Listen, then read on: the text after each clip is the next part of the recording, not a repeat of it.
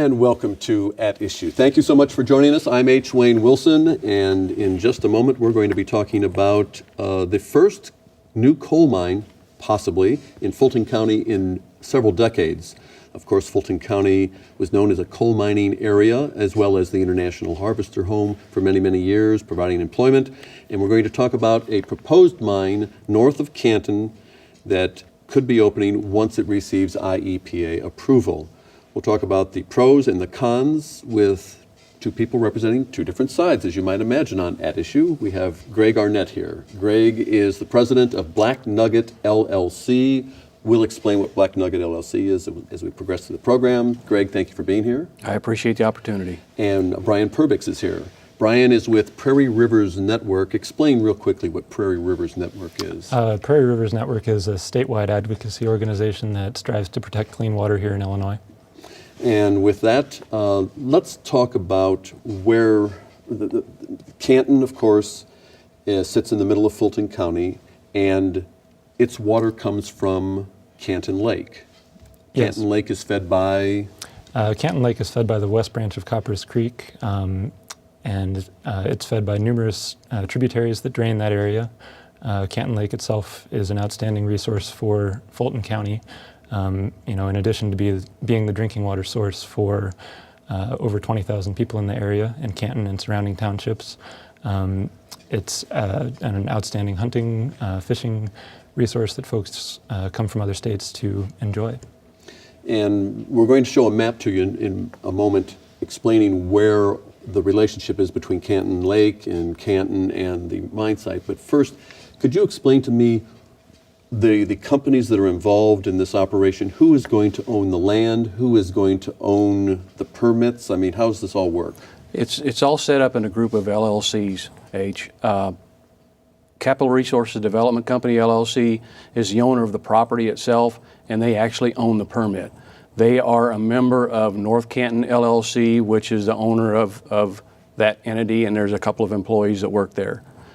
They are also members of the owners of North Canton LLC also own several other LLCs in the state of Illinois. And Black Nugget is your company? Is my company, correct. And Black Nugget does what? My primary job, what I do is I contract for surface mining activities. I hire people, I lease equipment, lease property, and perform the mining activities in accordance with state and federal regulations. And I also do a little bit of consulting work on the side, and that's basically what I'm doing here, talking on behalf of North Canton LLC regarding the North Canton mine. And at this point, you do not have an interest in the organizations you mentioned? That's correct. I have no interest in them at all. Okay.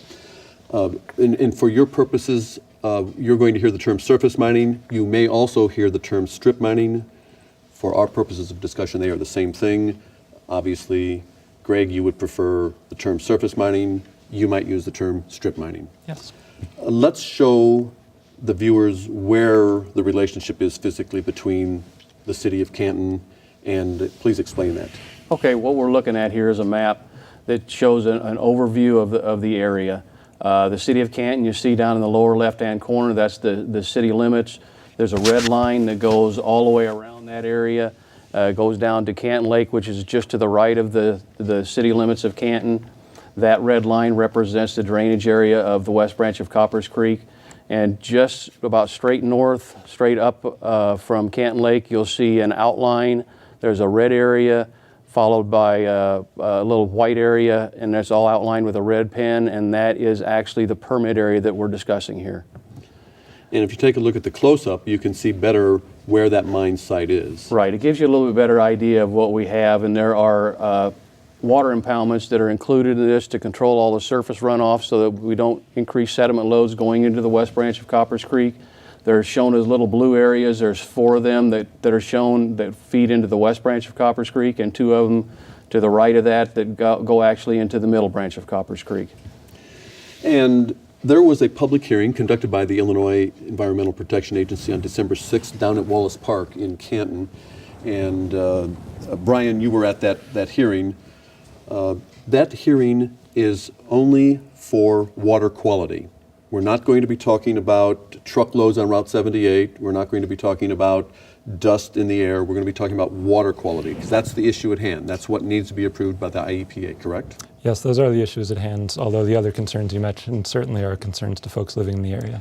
And there are actually two aspects to this permit. There is NPDES, and then there is 401. Yes, and there are actually two separate permits. So there's the NPDES permit, which sets limits of pollution, so meaning that the mine would have to meet certain pollution levels as it's discharging into Coppers Creek. The 401 is actually a water quality certification that Illinois EPA issues if it believes that the proposed project will be protective of water quality. And just for further clarification, there's a public hearing or public comment period that ends on January 13th. For those of you watching on Thursday night, that would be tomorrow. If you're watching on Sunday, that time frame has already passed. Now, having said that, what is Prairie Rivers Network's major concern regarding water with the proposed mine? Well, like I said, we're a clean water organization, and so our work typically focuses on ensuring that the Clean Water Act and Safe Drinking Water Act, federal laws that are in place to protect drinking water across the country, as well as clean water in general, are fully enforced. And our concerns with the Canton mine as it's proposed are that we simply believe it's a strip mine in the wrong location. All strip mines are dirty. Most strip mines pollute. We're talking about a massive disturbance of thousands of acres of land, including woods, farmland, forests, all kinds of land cover that drain into Canton Lake. And in doing so, you're going to stir up a lot of pollution from sediment to dissolved pollutants like chlorides and sulfates, as well as metals like iron and manganese.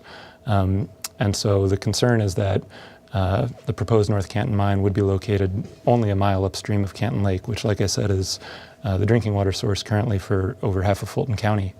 And we simply believe that this is not the location for a strip mine. Illinois has 65% of its surface underneath has coal, and so there's simply no reason why this 1,000 acres has to be strip mined.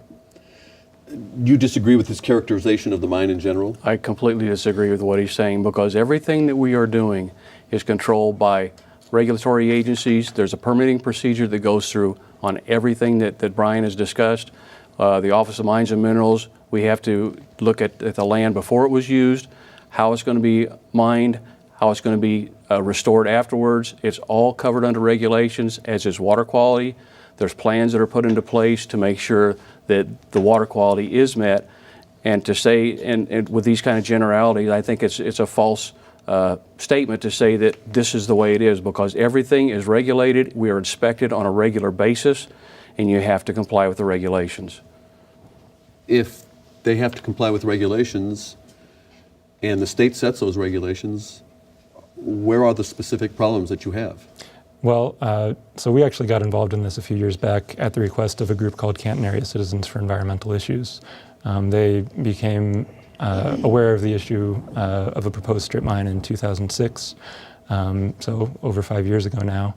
And they were concerned, like I said before, because of the proximity of the mine site to the source of their community's drinking water supply. And like Greg said, it's true that mining is a regulated industry.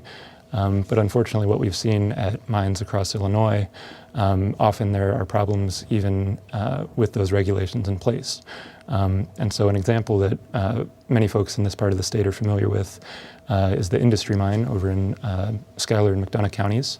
It's a mine that in the past 7 years has racked up over 700 violations of the Clean Water Act, meaning they've discharged water into nearby creeks and streams at levels in excess of the legal limit. And so we're talking about pollution like iron, manganese, sulfate, and acidity. And so the concern is that the same group of mining operators now came forward and has proposed to open a similar mine upstream of Canton Lake. And there's a lot of question about, these concerns have been brought to the attention of the company there over 2 years ago now. The Attorney General's office filed a complaint in 2010 And since then, the mining company there still has not come into compliance with the Clean Water Act. And so we and folks on the ground in Canton certainly look at that poor compliance record and have cause to question what Mr. Arnett's saying. When you talk about industry, there actually were two mines there. There's one that was closed in about 2004, and then there's what's called the North Grindstone, which is adjacent to it. When you talk 700 violations, which mine are you talking about? Well, 300 violations. I'm sorry, 300 violations. But we're actually talking about both. They're all under the same water permit, and there have been violations at both the older mining works as well as the newer mining works on the north side of the Grindstone Creek as well. And you're involved with North Grindstone That's correct, as an operator. as an operator. What kind of violations are we talking about? If the violations truly do exist, I've not seen those, but it would be violations probably in total suspended solids. The limits that are set on that permit are 70 milligrams per liter on a maximum, 35 milligrams per liter on a average basis. So it's not much difference than the water that you're looking at in your cup. That's the quality that has to be discharged. There are times when it may exceed that. But what we have to look at here is what's the impact on the environment.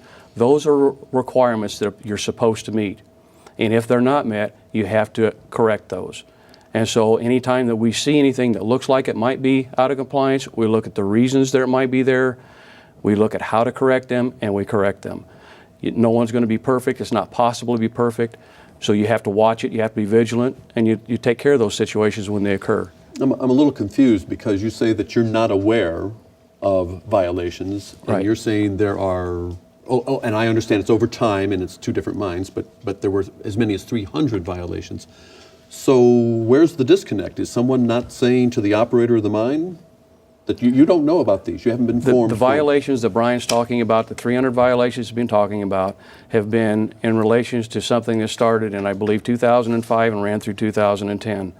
The North Grindstone mine started in, I believe, March of 2009. So the bulk of the violations that he's talking about occurred during that time frame.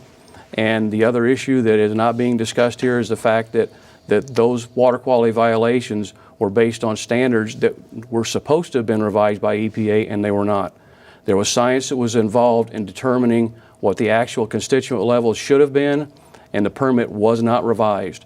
And so it was not in compliance with what the permit said, but it was in compliance with not creating a pollution problem in the receiving streams. A new mine in similar situation might have the more lenient or the new standard, and the old mine, the mine wasn't given this new standard. That's correct.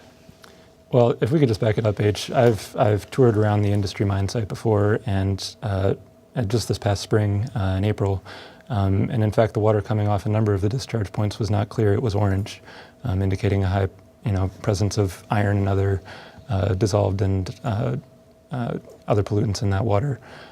So we're not talking about minor pollutant violations. We wouldn't be here if the violations weren't a concern for aquatic life within those streams. And I think it's important to point out that the numbers we're talking about, we have violations as high as 400 times the legal limit of certain pollutants, and that is absolutely going to have an impact on the aquatic life. 400 times I find might be an exaggeration. I'm not aware of the data. But if it's 400 times, wouldn't the operator of the mine have been notified almost immediately if it was that egregious a violation? They collect the data themselves and submit it to the Illinois EPA. And so, self. yes, it's a self-reporting system. And so we actually got involved because there was no enforcement action happening.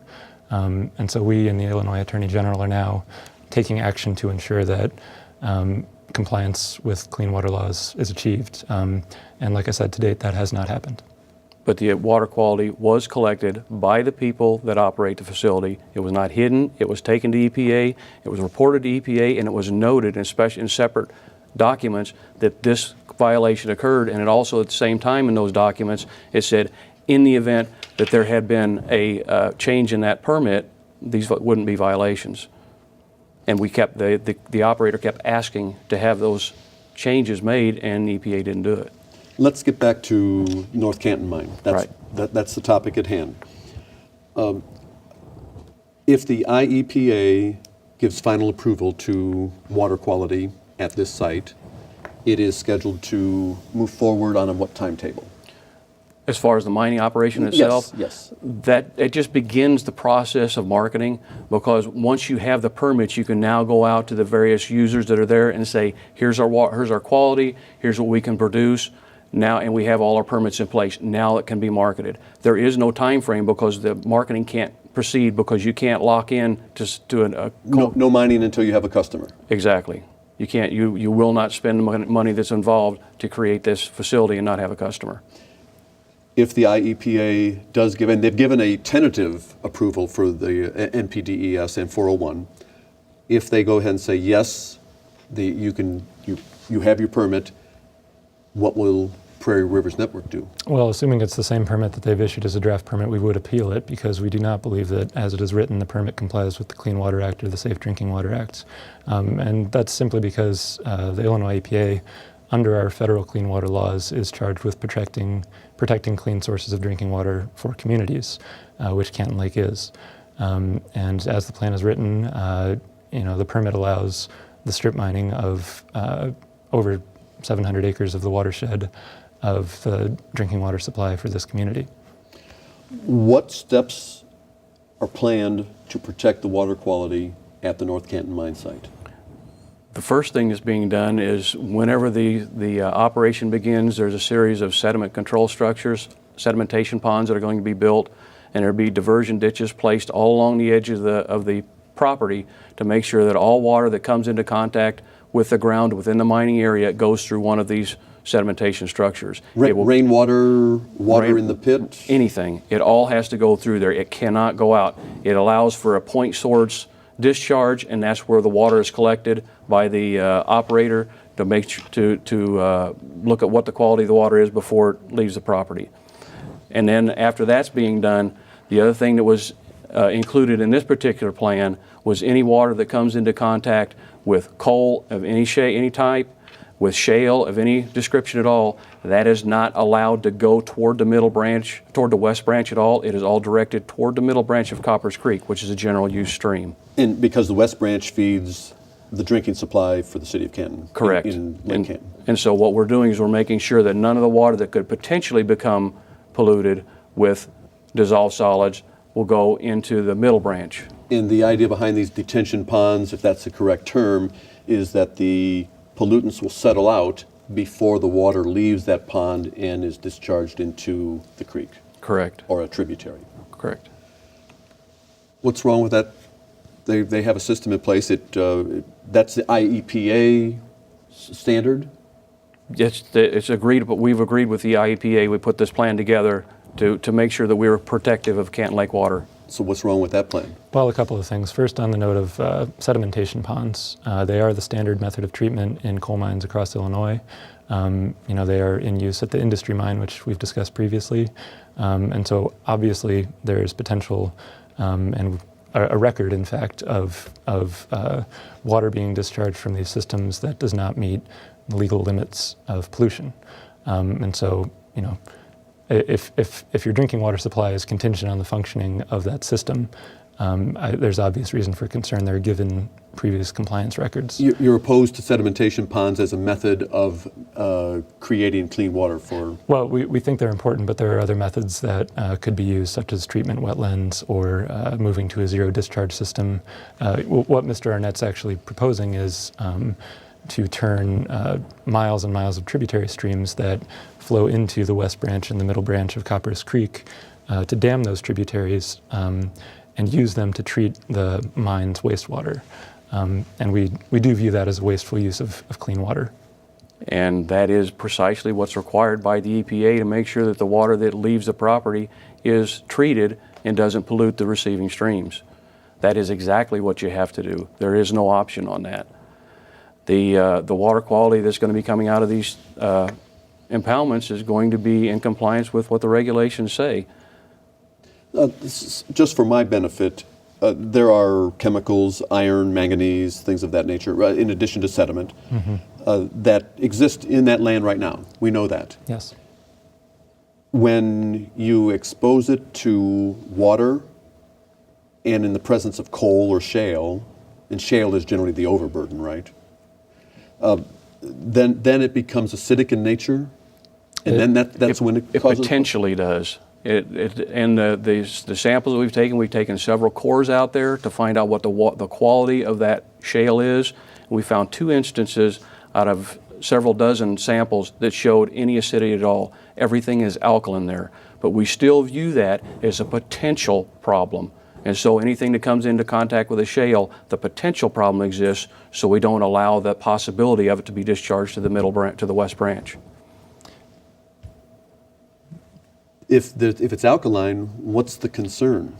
Well, the concern is that once you expose any of this rock material to weathering, on the surface, whether it's water or air, there exists a potential for runoff pollution.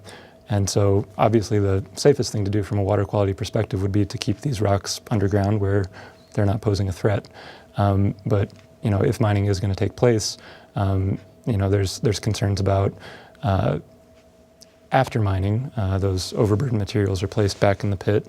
And then as rain falls on that property, which let's keep in mind is above the elevation of Canton Lake, rainwater will be falling on that property. It will be infiltrating into that, as they say, reclaimed mine site, and have the potential to discharge into Canton Lake as well as the middle branch of Coppers Creek. With regard to the overburden, Greg? What actually you're going to be having is you're placing the shales in the bottom of the pit. They're going back in the same order that they came out. So they're going to be at the bottom. You're going to have basically a bowl all around that because there's going to be an undisturbed area all around it. So you're going to have a bowl that's got rock in it. It's going to fill up with water. It's going to be a stagnant pool that's there. It's not going to allow the oxygen to get to it. So therefore you're not going to have any potential for acid creation. You have to have air, you have to have water in order for any acidity to be created. So by mining it in this manner, by putting the shales down first, the dirt over the top of that and topsoil on top of that, you minimize the impact that you're going to have. You minimize the ability for any acid to form. If he has a berm around that and he's putting it back in the same order that it was taken out, does that address your concerns? Well, I think a particularly vivid example of failed reclamation is the Industry Mine. And you can get on Google Maps yourself and take a look at this if you just go southwest of the town of Industry in Illinois. And you can see the bright orange hotspots where this exact process that I'm describing happens. And the same types of procedures were followed at that mine. And so, given what we've seen there, I think folks in Canton are pretty concerned about why we would even take the risk if there's coal to be had elsewhere in the state. And I have to disagree with that because the geology that we're talking about here is totally different than the geology over there. The mining is not going to proceed out to the crop line, which would allow a conduit for that water to flow out.